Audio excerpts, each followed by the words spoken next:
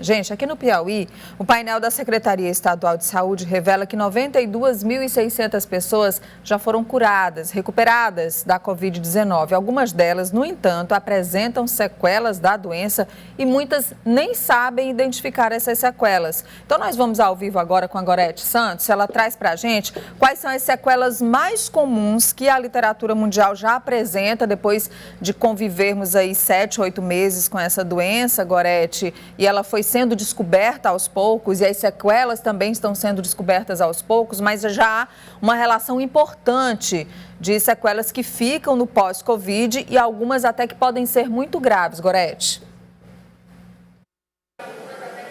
Exatamente, Nádia. Há uma preocupação muito grande hoje, não só com a infecção pelo novo coronavírus, mas também os efeitos que isso pode provocar a médio e a longo prazo. O que a gente tem observado na literatura mundial com mais frequência são comprometimento respiratório, isso, depois que as pessoas são curadas da Covid-19, respiração comprometida, fibrose pulmonar, síndrome pós-UTI, efeitos nos rins, no coração, no cérebro e também no sistema vascular. Essas aí são as mais frequentes. A gente vai conversar, portanto, agora com o infectologista Carlos Gilvan Nunes, que é da Fundação Municipal de Saúde, trazendo uma avaliação melhor dessas informações que já estão presentes, inclusive com relatos em todo o mundo. Doutor, a gente citou alguns desses comprometimentos, o que tem sido mais frequente, o que tem se observado mais nesses pacientes, em termos de comprometimento? Bom dia.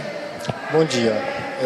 É muito comum a persistência de sintomas em alguns pacientes, onde a própria fraqueza, a própria limitação da atividade física tem sido observada de forma frequente. Fora isso, também a persistência de alguns sintomas, como a falta do cheiro, a falta do gosto, então tem sido também relatado. Então, os mais comuns são esses, como você falou, é a parte do acometimento do aparelho respiratório, mas a cada dia a gente vê publicações de relatos onde a gente vê que nas mais diversas formas de apresentação de órgãos, a gente pode ter esse tipo de sequela. A Nádia tem uma pergunta. Doutor Carlos, bom dia. A gente sabe, por tudo que já foi dito até agora, que é uma doença sistêmica, ou seja, uma infecção que atinge vários órgãos ao mesmo tempo, embora os pulmões sejam sempre os mais comprometidos, mas a gente falava agora há pouco, hoje é o dia do coração, da repercussão cardiovascular também das sequelas da Covid. Então, a gente sabe de casos de pessoas que foram curadas e dias depois, por exemplo, sofreram um infarto ou que sofreram uma AVC. Aqui em Teresina, vocês já observam também alguns casos nesse sentido? Então, a gente vê principalmente sobre alterações de exames laboratoriais que acabam apontando para uma pista de comprometimento realmente do coração. A questão do próprio AVC, porque a gente sabe que a doença ela leva à formação de trombos, de coágulos, então a gente acaba identificando também isso na prática, Então, é comum, sim, essas doenças cardiovasculares dentro daquele grupo de pessoas que apresentam sequelas. São sequelas que estão relacionadas à gravidade do quadro da Covid-19 ou não necessariamente? Uma pessoa que teve sintomas leves, de repente, pode depois desenvolver uma complicação maior?